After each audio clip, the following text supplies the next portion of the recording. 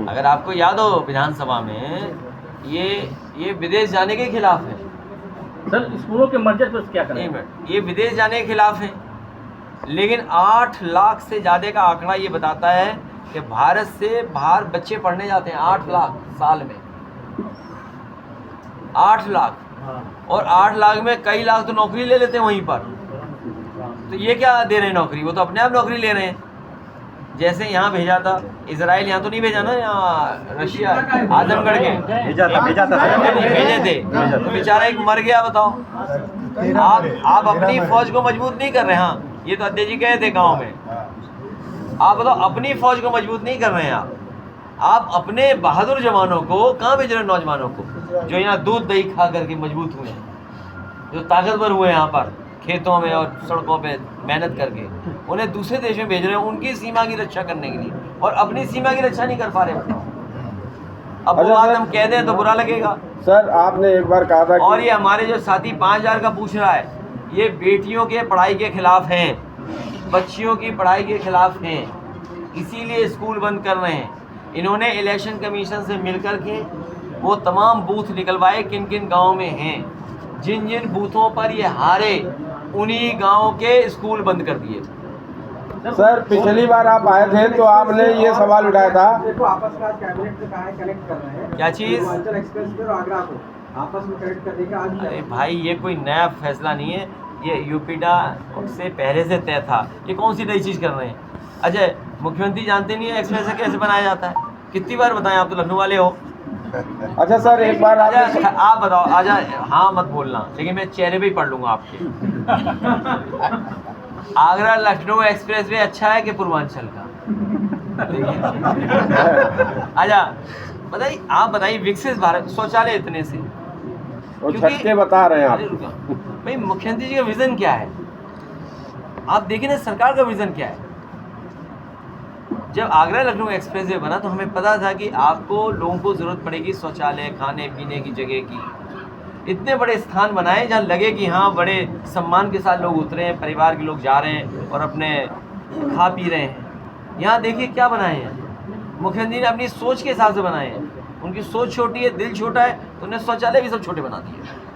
अच्छा सर आजमगढ़ के जिलाध्यक्ष ने भी भ्रष्टाचार का मामला सीएमओ के खिलाफ और एफिडेविट देकर उठाया। अरे यार, सड़कों में भ्रष्टाचार दिखाई दे रहा बीजेपी का, तुम्हें नहीं दिखाई दे रहा क्या?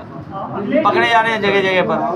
बहुत बवाल मचा है, सरकार कह रही नाम किसी भी हालत में बताना ही होगा। देखिए, ये कांवड़ यात्रा धार्मिक यात्रा के लिए विशेष इंतजाम करने। अगर बीजेपी के लोग धार्मिक होते, देखिए बीजेपी के लोग अगर धार्मिक होते, धार्मिक और सनातनी होते, सनातनी कभी अन्याय नहीं कर सकता, सनातनी कभी अधर्मी नहीं हो सकता, सनातनी किसी के फेक हत्या नहीं कर सकता। और अगर वाकई धर्म के प्रति इन्हें लगाव होता तो एक व्यवस्था बहुत अच्छी करते, जिससे कांवड़ के लोग सुविधा के साथ और बड़ी सुरक्षित तरीके से, और जो धर्म की चीज़ें पालन करते हुए जाना पड़ता है वो पालन करके जाते। जैसे उदाहरण के लिए, जब मैंने ये देखा कि 7000 से ज़्यादा लोग केदारनाथ में एक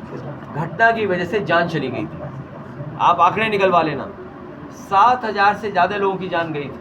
कई परिवार पूरे ख़त्म हो गए थे, कई परिवार में कुछ लोग गए थे। जानवरों की कितनी जान गई कोई नहीं जानता। समय समय पर हाई कोर्ट ने कहा कि आप इसमें जान जा रही है, आप जानवरों का इस्तेमाल मत करिए।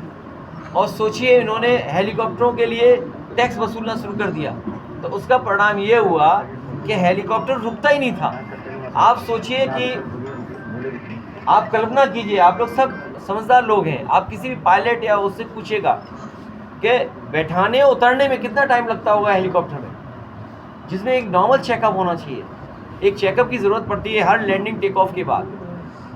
1 मिनट के अंदर सुनने में आया कि लोगों को उतारते थे, लोगों को चढ़ा देते और टेक ऑफ कर जाते थे। वो इसलिए कर रहे थे क्योंकि जो कंपनियां थी उन पर टैक्स वसूल रही थी बीजेपी की सरकार, तो उन्हें मुनाफा अपना निकालना था, तो समय बचा रहे थे, और समय बचाने से ज़्यादा फ्लाइट कर रहे थे जिससे ज़्यादा मुनाफा कमा पाए। सोचो कितने हेलीकॉप्टर गिर गए, 5 गिर गए। तो इसलिए हम समाजवादी लोग, धार्मिक लोग हैं, धर्म के प्रति हमारी आस्था है, तो हमने भी एक रिप्लिका ऑफ और कई मंदिरों के जो अच्छी चीज़ें हैं उनको शामिल करते हुए इटावा में केदारेश्वर धाम बनाया है। तो क्योंकि हमें सुविधा देनी है श्रद्धालुओं को, ये आजमगढ़ को विकास गति से जोड़ना था। हम यही तो कहते थे double the speed triple the economy, तो इसीलिए तो एक्सप्रेस वे दिया। अरे तुम इतने धार्मिक हो तो तुमने इंफ्रास्ट्रक्चर क्यों नहीं बनाया वैसा? ये केवल वोट के लिए धार्मिक है, वोट के लिए, याद रखना। सर